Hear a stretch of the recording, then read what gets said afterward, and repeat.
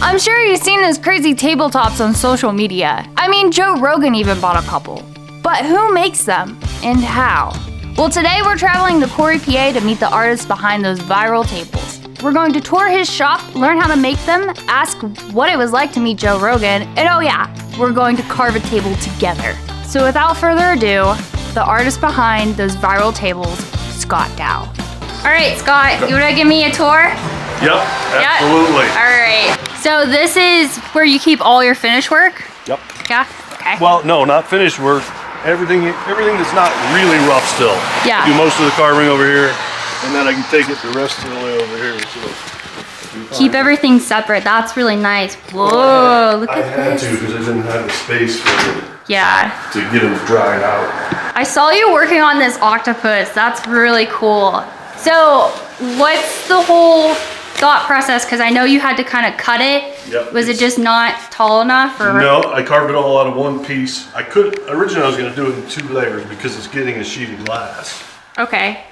I used a light cement, put it together with screws and used 2 3/8" pieces of plywood. Okay. And then I used just a contacted cement that made it strong enough to hold together while I carve it. Oh, nice. But easy enough to rip off like I just right. did. So I'll take the plywood off, ship it to my customer, and they're going to lay a sheet of 3/4 inch glass in between. Okay, that's really smart. Look at these guys. This is so awesome. This so is that what I was guy talking about. I carved, and this tree was as green and fresh as could be about a month and a half ago. So I carved it, and you know how it is with wet wood, it doesn't sample very well. Yeah. So how long would you let this? This has been here for 5 weeks. Okay. Okay. Yeah. So when would you go back in and start touching up, or is it like here and there? It's ready now. It's ready now? Yep. Look at the puppy! Is this going to be a mallard duck? Yep. Dogs scare me. I don't know what it is, but dogs just, they scare me. You to try to carve? Yeah. They're not easy, but I think I'm getting better at them. I look at them enough. Yeah. I love Well, now you have water. a dog, so you have no excuse. I know. That's what everyone's saying. It's true. Look at this one, guys. Mostly what I do. I liked it better when I was downloading and printing, which is where I started all my collages. Yeah, I saw that up in your workshop. You have all that. So what's the story behind this guy? This was just a hollow catalpa log, so like I said, you got to get rid of the center. So this was already hollow all the way up to about there. To here? Yeah, right about there. Those tentacles. So, That's I don't know. so cool. I laid in the lot and I looked at it for a couple months. Forever. And I got to do something with that. And it was wide in the right spot that I could get that, and thick enough to work the outside where the wood was not crappy inside, you know.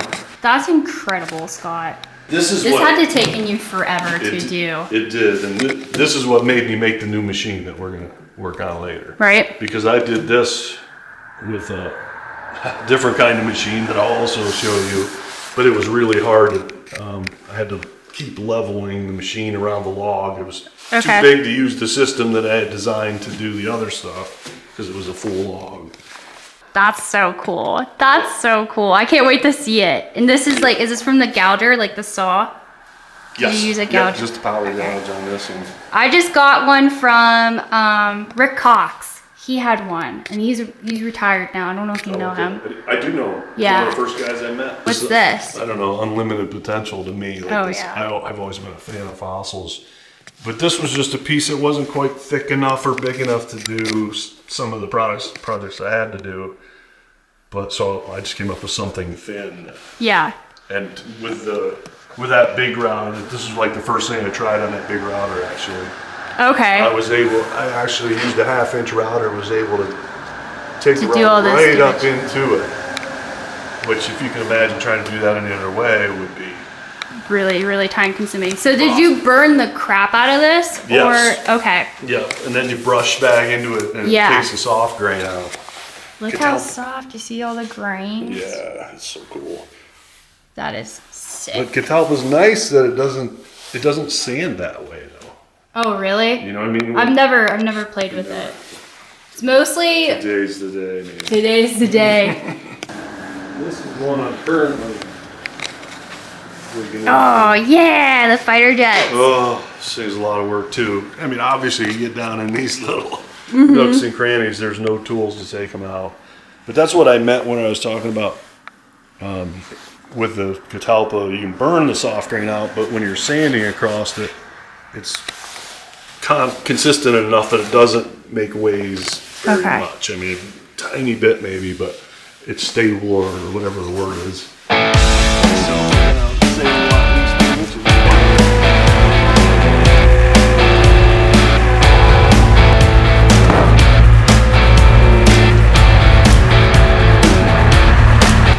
Okay, so what we're going to do, Scott brought this catalpa log out for us, and we're gonna kind of draw it out. We're making a table. I don't know if I clarified that. Scott's grabbing me spray paint right now, and I'm gonna draw it out so you guys can have a better idea of how this is going to turn out. But I'm super excited about it. This is the first time us making a table and hanging out with Scott now. Much more than that, we won't have enough wood left. Okay, yeah, because it's kind of thin. It's on the thin side. Thicker, and then it thins out a little bit, so we thought about... Yeah, we'll probably lose that. I like it. I like that shape, though. Something like that. But we could leave that on till the end, because we'll see. Okay. We're gonna see where that 3 inches is real quick here. Right. And then. So that first cut is gonna determine a lot. Yep. For us. Yeah, but we gotta visualize where you want to put your stuff. Okay. Because we could do like a shell, like just the shell of one, and then maybe have like another one that's clear on the ground. Yeah. Ooh. Yeah. So that maybe we could do like water here and a little bit of land with a full turtle on it. Okay, yeah, I like that. So how big of a turtle are we talking about here? Like the slider. What are they called? Those sliders, turtles. Never heard that. So maybe lily pad. Lily pad. Maybe like a frog head. Lily pad. Maybe a little higher. So a little higher with another lily pad. Maybe we won't keep that one. We're keeping a lot of wood. This is going to take a lot. Then a little frog here. So this is going to be our highest point right here where our frog sits. Okay. Well, we might as well show the hard parts about doing it, right? Right, okay. So, we're going to go 3 inches overall, is what we said. Yeah.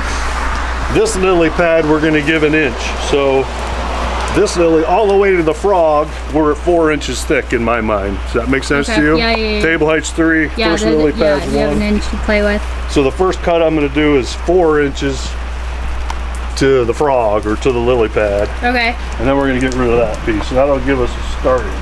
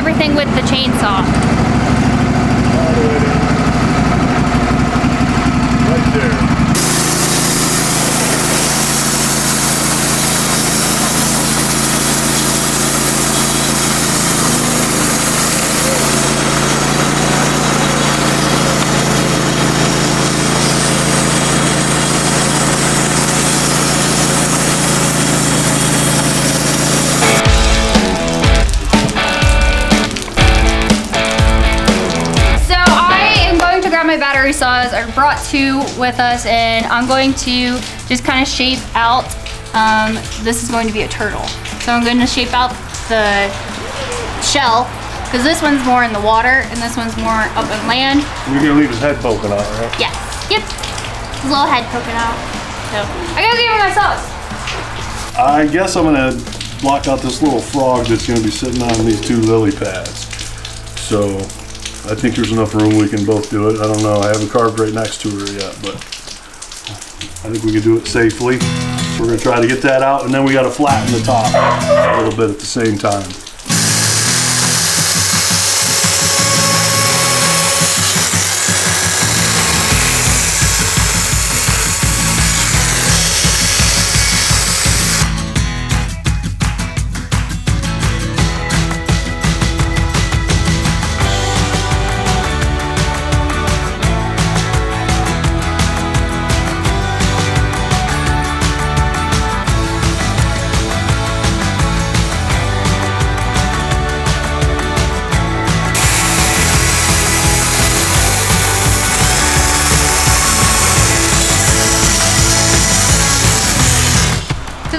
The one that, what turtle are you looking at? I'm not looking at him. Oh, okay. I'm looking at like the slider turtles and Slider turtle.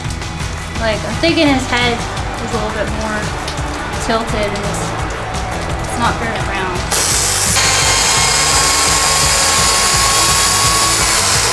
This isn't land.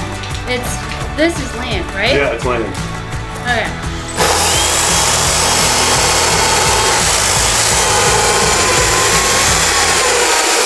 It's interesting how like you see it and how you go about with it, but like I'm totally with you on those steps, but like then there's other things, there's other ways that I look at it, and it's a little bit different.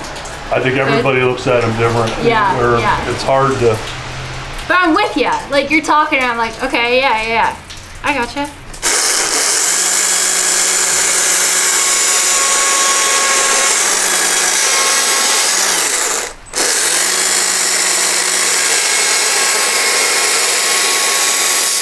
Okay, so Scott is getting his big router hooked up here, warmed up.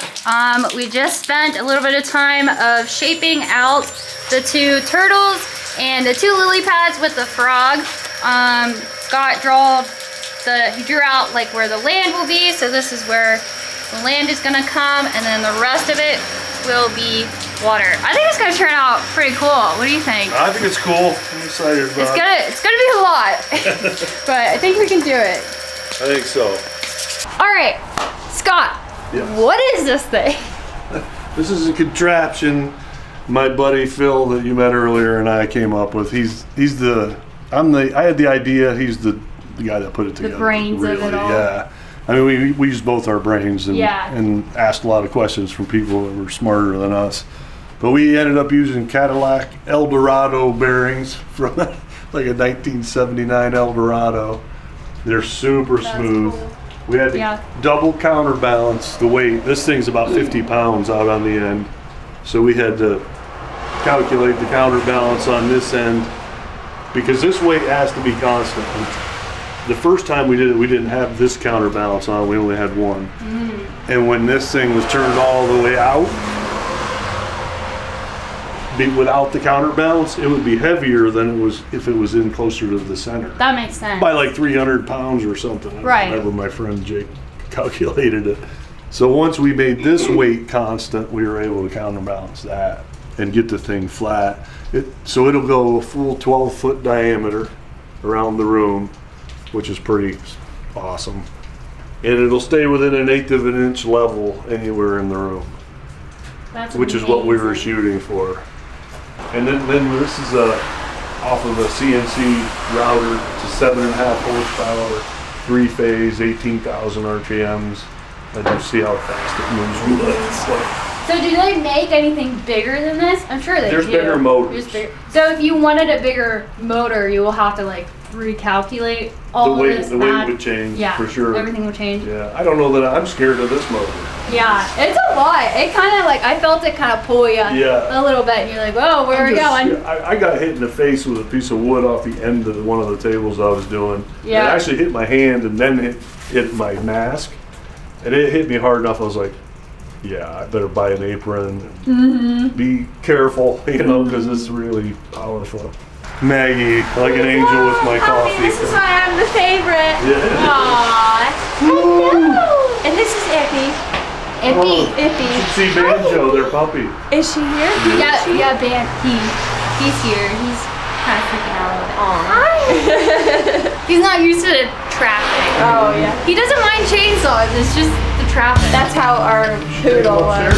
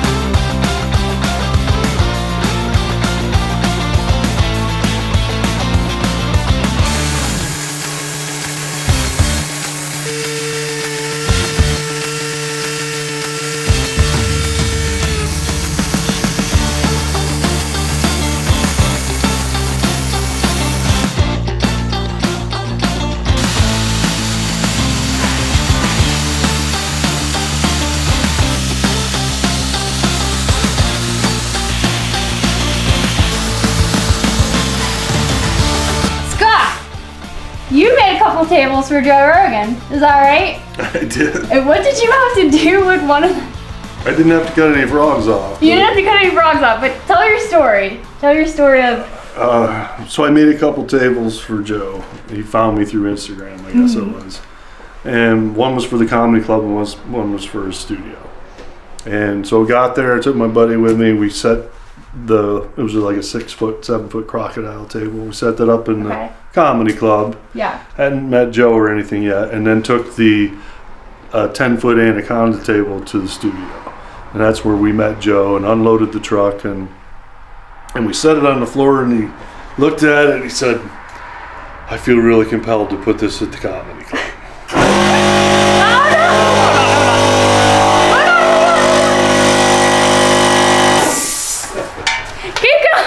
Writing a great story with an air compressor. And then they debated a little bit. He was with the security people. They debated a little bit whether it would fit up the stairway. Right. And they were like... And they weren't sure. Like, I don't know, this thing's 10 foot long. Yeah. And I said, well, I'm here with my truck now. So now's the time if you want to try. So we loaded it back in my truck, drove over to the comedy club on 6th Street in Austin, and parked outside with the 4-way flashers and in front of it on 6th Street there, and went in.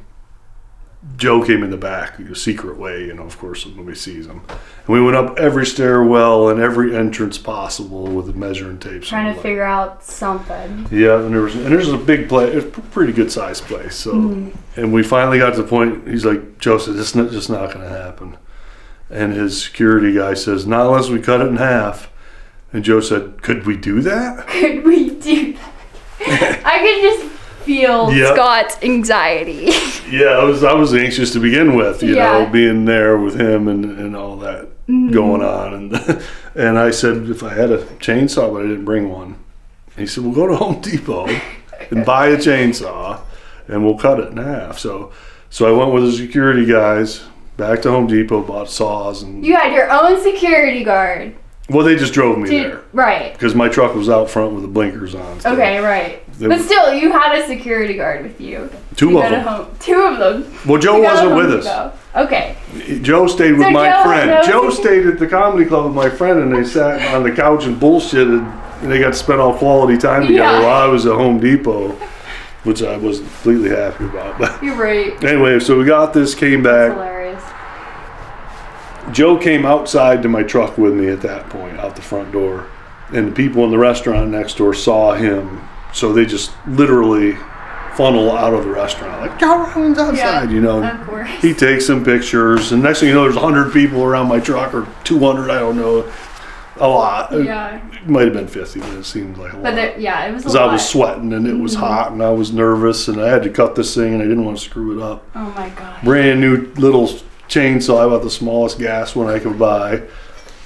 And Joe and I talked a little bit about where to cut it, and we decided on where to cut it and stood it up on edge, and he was holding it.